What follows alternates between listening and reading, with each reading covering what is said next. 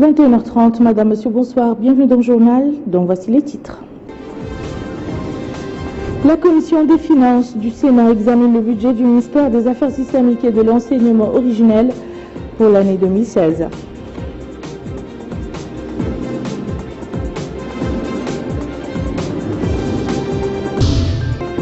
La ministre de l'Élevage et son hôte soudanais visite la ferme d'Idini d'amélioration des espèces bovines.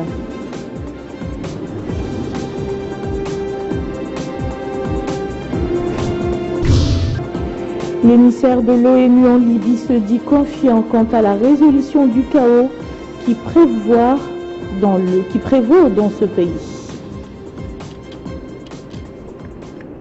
Avant le développement de ces titres, la télévision Al Mauritania et ses employés vous souhaitent une bonne et heureuse année 2016.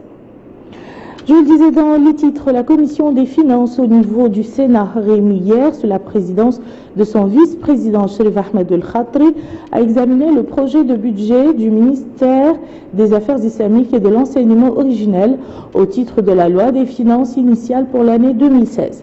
La commission a suivi une présentation du ministre de ce département, Ahmed El Daoud, se rapportant aux différentes rubriques du dit budget.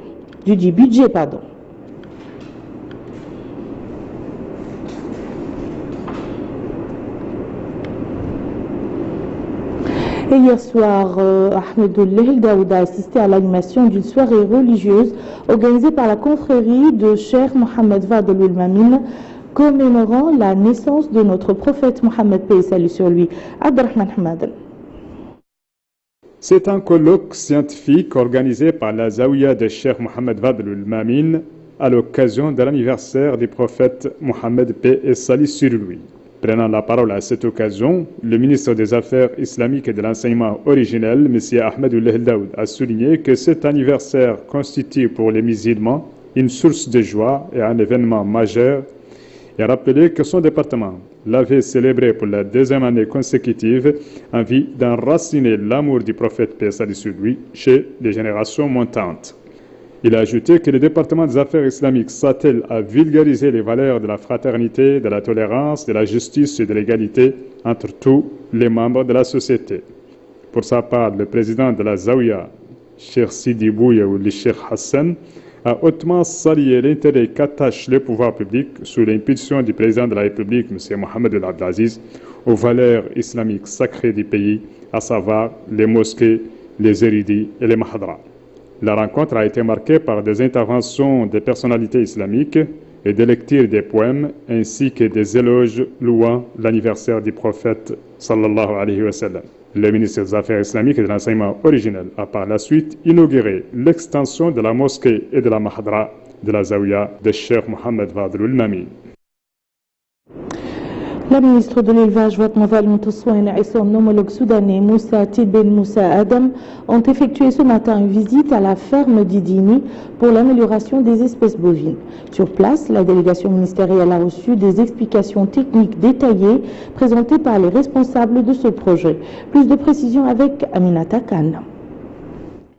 La ministre de l'Élevage, Fatma Valmoutoussouane, et son homologue soudanais, Moussa Tibben Moussa Adam, ont effectué aujourd'hui, dans le cadre de l'actuel séjour de travail du ministre soudanais de l'Élevage dans notre pays, une visite à la ferme d'Idini pour l'amélioration des bovines. Sur place, la délégation ministérielle a reçu des explications techniques détaillées présentées par le directeur du développement des filières animales, Mohamed Ould Haqi, sur les composantes et la capacité d'accueil de cette ferme d'une superficie de 4,5 hectares créée en 2011 et où ont été artificiellement vaccinées 1800 vaches qui ont donné une production de première génération de 990 veaux. Il a également souligné que la ferme d'Idini s'ajoute à d'autres fermes pilotes similaires dont les deux Hauts, le Brakna et le Gorgol dans le cadre du programme national d'amélioration génétique de l'espèce bovine en vue de créer des réservoirs laitiers dans les wilayas concernés ainsi qu'à assurer un approvisionnement durable du marché local. Le ministre des Relations avec le Parlement et la société civile porte-parole du gouvernement, Mohamed Emin Ould Cheikh, a exprimé dans le registre des condoléances ouvert par l'ambassade d'Algérie à Nouakchott les condoléances du président de la République, du gouvernement et du peuple mauritanien au président et au gouvernement et au peuple algérien frère suite au décès du grand vétéran de l'indépendance algérienne, l'opposant Hossein Ait Ahmed. Il a imploré Allah, le Tout-Puissant, d'entourer le disparu de sa miséricorde et de l'accueillir en son saint paradis et de prodiguer à tout un chacun courage et patience. Une bonne nouvelle pour les coopératives et associations des jeunes des communes de Boule-Noire et de Nouadhibou. 10 parmi elles bénéficieront du financement de la Fédération arabe pour l'aide sociale et culturelle pour le développement local. La première phase de ce financement vient d'être signée à Nouadhibou. Abdrahman Hamadi nous en dit plus. Cette cérémonie de signature des contrats de la première tranche des subventions financières au profit des coopératives et des associations de jeunes au niveau des communes de Nouadhibou et de Boule-Noire s'inscrit dans le cadre du projet de promotion, de regroupement et de structure de base. Le conseiller d'Iwali de Nouadhibou, M. Abdallah Moussa Gueye, a indiqué que cette activité s'inscrit dans le cadre de l'exécution du programme de l'Union européenne pour l'appui à la société civile et à la culture, programme exécuté au niveau de Dakhlet Nouadhibou en collaboration avec le département de relations avec les parlements et la société civile, a ajouté le conseiller d'Iwali. De son côté, le maire de la commune de Nouadhibou a loué le lancement de ces programmes qui vient renforcer la démarche de coopération avec l'Union européenne dans le domaine de l'appui aux organisations de la société civile de la ville. Pour sa part, le coordinateur du projet de promotion et de développement des regroupements et des structures de base locales au niveau régional a mis l'accent sur le rôle de ces subventions dans la redynamisation de la participation de la société civile au développement local et à la lutte contre la pauvreté. Plusieurs intervenants représentant certains départements gouvernementaux, des structures communautaires ou encore des bénéficiaires ont tour à tour mis en exergue l'importance de ces projets, ses missions et ses objectifs, notamment le renforcement des capacités des communautés locales dans des domaines se rapportant au développement agricole, à la pêche, à la promotion des capacités des femmes ou encore à la vulgarisation de la culture de l'éducation publique. Il a été procédé par la suite à la signature des contrats avec les coopératives et les structures de la jeunesse bénéficiaire. Au total, 10 coopératives et organisations de jeunes ont bénéficié des subventions dans des domaines tels que l'agriculture, l'assèchement des poissons, l'artisanat ou encore la sensibilisation. L'enveloppe financière de ces subventions atteint 20 millions d'ouguiyas.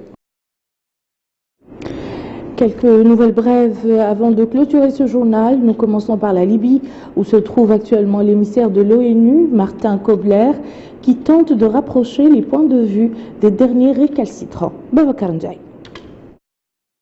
Course contre la montre de l'ONU en Libye pour un gouvernement d'union nationale. Ce jeudi, l'émissaire de l'ONU, Martin Kobler, s'est entretenu à huis clos avec Aguila Saleh, président du Parlement reconnu par la communauté internationale. Des chefs de tribus ont été aussi rencontrés par l'émissaire onusien pour soutenir ce gouvernement d'union nationale. Ce gouvernement découle d'un accord signé à Eskhirat au Maroc sous l'égide de l'ONU entre des députés libyens des deux parlements rivaux afin de mettre fin au chaos dans ce pays. Au Yémen, une fusillade entre Al-Qaïda et forces loyalistes a fait 6 morts. Depuis mars, le Yémen connaît une escalade de combats entre forces loyalistes soutenues par la coalition arabe menée par l'Arabie saoudite et les rebelles chiites houthis soutenus par l'Iran. Ces derniers mois, les groupes djihadistes ont profité du chaos régnant pour renforcer leur position, en particulier dans le sud du pays. En Allemagne, rien ne s'est finalement passé après une alerte pour attentat imminent. Les menaces d'attentats visaient 2 gares à Munich. 5 à 7 suspects étaient en cause, dont certains de nationalité irakienne et syrienne, mais aucune interpellation n'a eu lieu. L'Allemagne a connu une alerte similaire au mois de novembre dernier, lors du match de football amical entre l'Allemagne et les Pays-Bas, annulé au dernier moment. Et voilà qui met fin à ce journal. Je vous en rappelle les principales informations. La commission des finances du Sénat examine le budget du ministère des Affaires islamiques et de l'enseignement originel pour l'année 2016.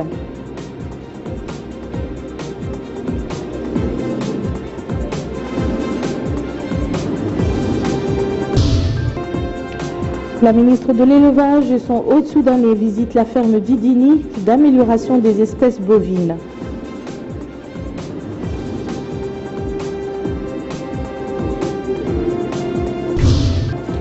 L'émissaire de l'ONU en Libye se dit confiant quant à la résolution du chaos qui prévaut dans ce pays. Merci, Madame, Monsieur, de nous avoir suivis.